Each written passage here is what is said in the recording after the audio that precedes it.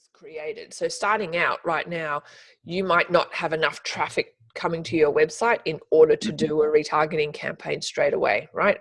So what I recommend is you create those audiences. So your 7-day retargeting list, your 30-day retargeting list. It's kind of like pressing record on a tape recorder, right?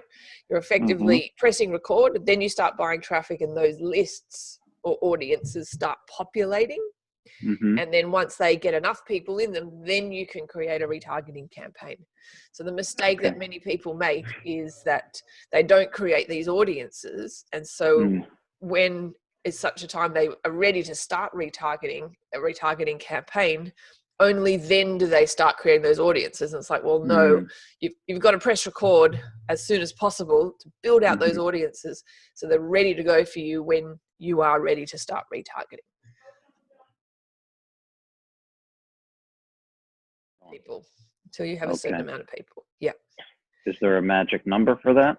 I mean, ideally like about 1,000 people, which is why we create lists of a longer duration. So if it's a situation where you don't really get a lot of traffic to your website, right?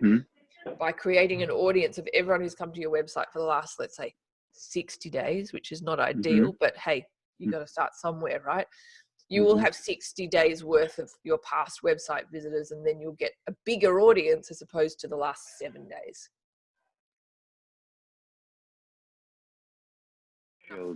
You won't have enough people on your list. Google won't let you. You can't retarget to 1 or 2 people. There's a minimum sort of audience size that Google will let you, and Facebook as well.